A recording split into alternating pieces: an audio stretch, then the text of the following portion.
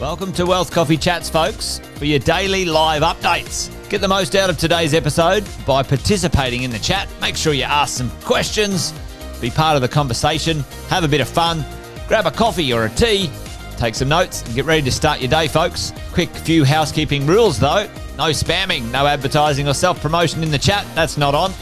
Be kind and respectful to everyone when participating. And most of all, have a good time.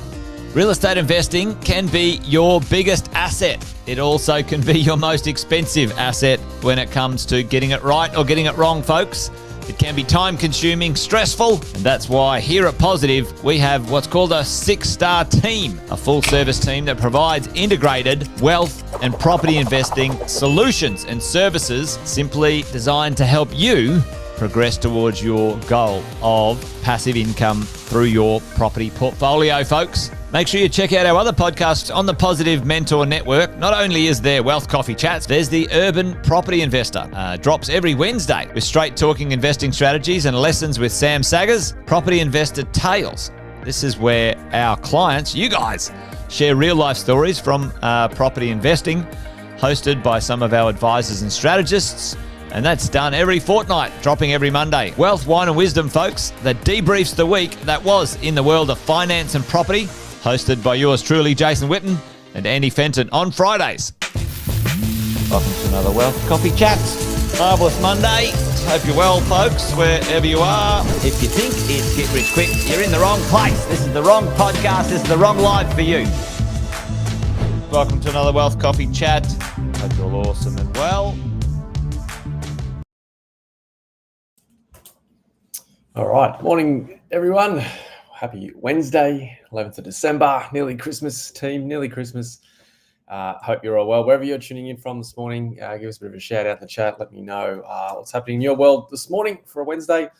Hopefully it's a little bit sunnier where you are today. It's miserable and wet where I'm in Brisbane this morning. So hope you're all well and safe. So team, this might be Property Management's last Wealth Coffee Chat for the year, I believe.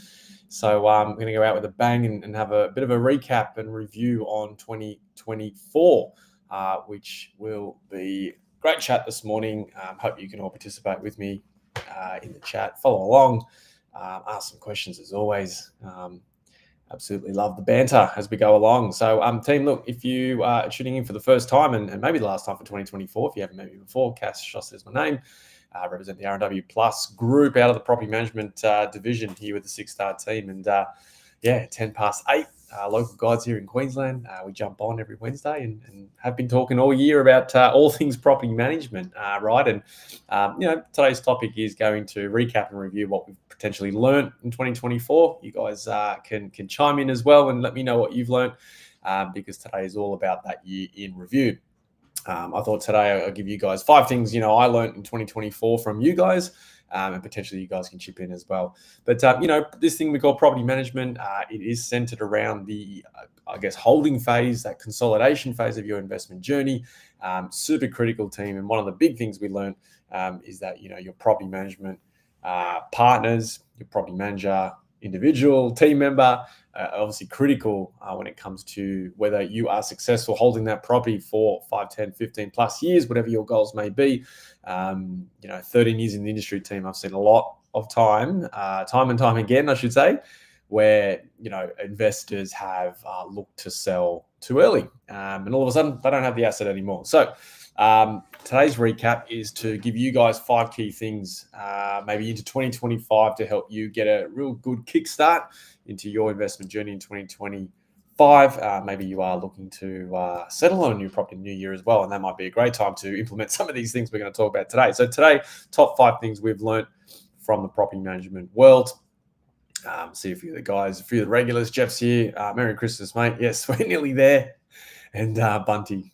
Awesome, mate. Thanks for joining and all the other regulars here today. So top 5 things we've learned in property management team.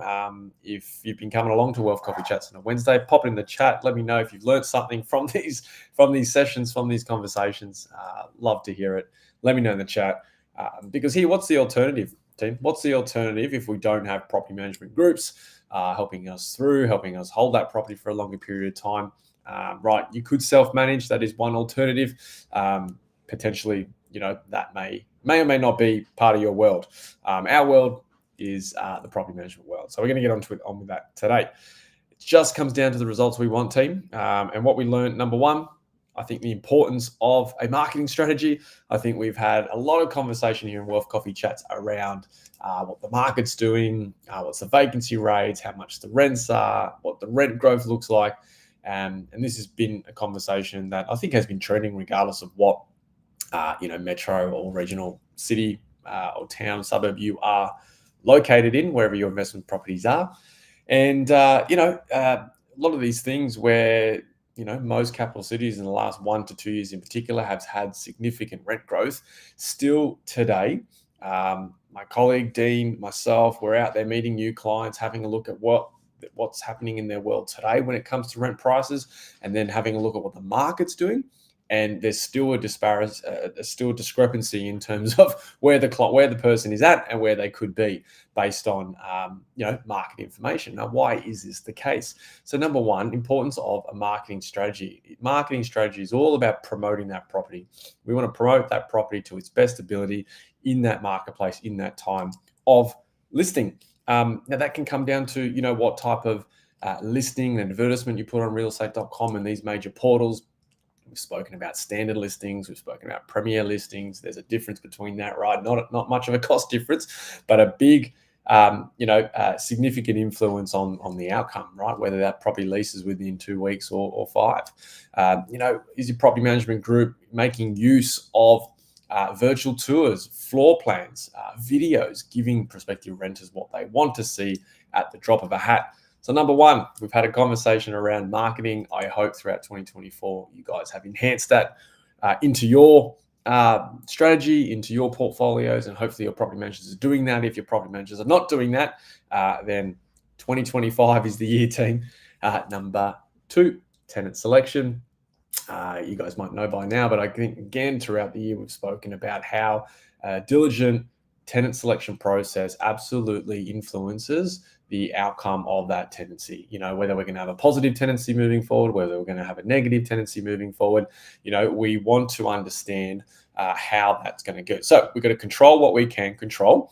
And what we can control is how we go about selecting the tenants. Now, depending which state you're in, there's some things you can and can't ask for, of course. But what we're trying to do here, team, is have a view on the prospective tenant, the prospective renter's application when it comes to level of affordability, consistency of income, ability to pay the rent each week to month.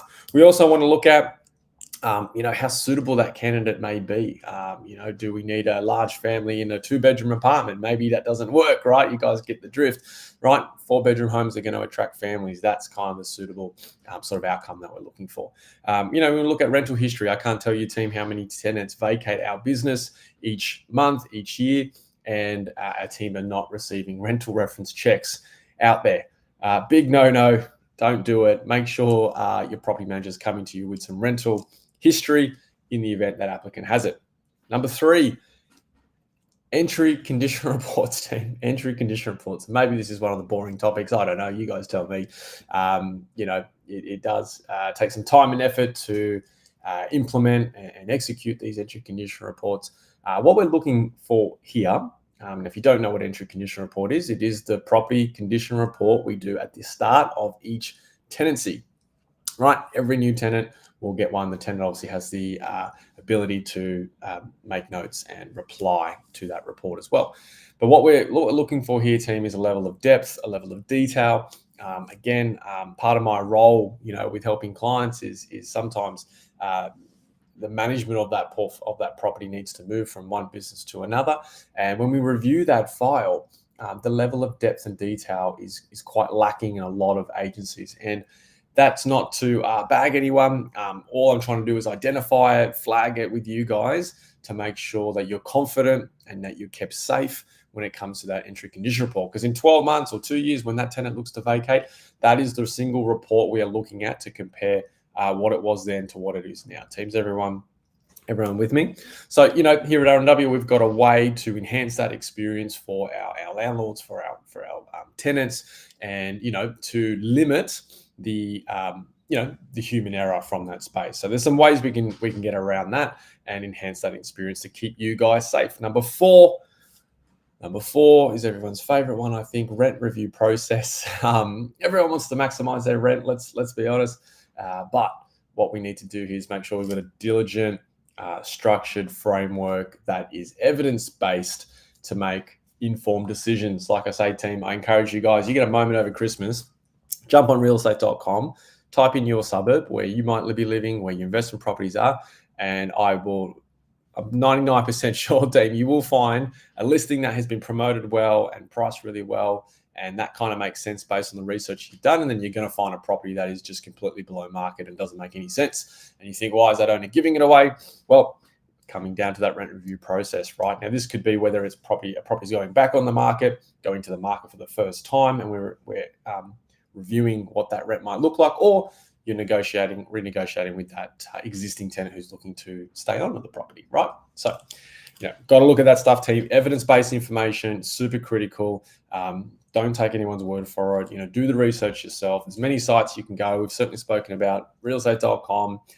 Your team should have access to things called like CoreLogic. You guys have free data via SQM research. Lots of information out there, team. We've just got to spend 5 minutes looking for it. Okay, evidence-based decisions, team. You're with me? Evidence-based decisions. Number 5, landlord's insurance. We covered this one last week. Team, this is, to recap what we spoke about last week. The level of depth in your policy. And the question to you guys would be, when's the last time you reviewed that policy? I had a look at it and a couple of you guys reached out, gave some recommendations. So good work, team. What we want to ensure here, team, is that in the event something goes wrong, in the event the tenancy doesn't go the way we need it to go, then you guys are protected. You guys are safe. The level of depth in that policy will absolutely determine whether you are out of pocket 10 or 20K. That's just from my experience. That's some of the cases I've gone through. There's different policies out there, team. I'm no insurance expert, of course, but again, just flagging that, team. It's in your capabilities to check this stuff. I know you guys do. Team, so they're the 5 things, right? Number 1, importance of marketing strategy. Number 2, tenant selection process. Number 3, entry condition reports, and that property reporting is super important to keep you safe.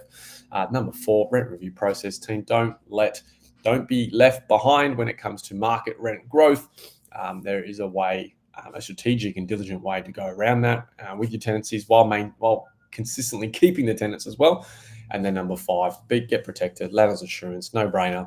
I think that is a good plan. So if we learn anything from property management, team, they're my 5 key things. If you've got something else you want to add, please pop it in the chat. Let me know. Luke says, greetings from Bali. Lucky you, Luke. It is absolutely raining here in Brisbane. So I hope the weather's better for yourself, mate, in that space. So team, that's me done and dusted, I think, for 2024, or at least today. Stay tuned. We might be back next week. Not sure. But if you guys want to hear from us, let me know. Otherwise, team, hey, listen, big thanks from me to you guys in relation to, jumping on, participating, the questions you guys asked, the feedback. Really, really appreciate that. Makes these Wednesday mornings a little bit more fun to come through. So, team, before we sign off, my email's down the bottom, team. As I always say, look, if you have any questions, you always want to hear some topics in 2025. You want to know what's happening in 2025 Q1, what the rents are going to do, what's the market going to do. Little tip, I think it's going to bounce back a little bit. I think Jeff said in the comment there, yeah, Melbourne's maybe off the boil a little bit, but 2025, I think Melbourne's in for a decent year. So stay tuned on that. That's just my perspective. If you want to know more, comment below. If not, you guys have a great Christmas. Stay safe. Don't forget, we got a couple more episodes to go here on Wealth Coffee Chats, team. So 8:10 Brisbane time, Queensland time tomorrow. Jason will be back and another episode and some more information, team. So that's me. Thanks, team. I will see you soon. Thanks for watching another episode of Wealth Coffee Chat, folks. Make sure you like, subscribe, and turn on your notifications so you never miss a thing when we go live. Improve your portfolio and investing game, folks, with Wealth Coffee Chats live every morning at 8:10 each weekday. Make sure you join us. Previous episodes are also available wherever you get your podcasts, folks, as well as our other podcasts from the 6 Star team here at positivementor.com.au.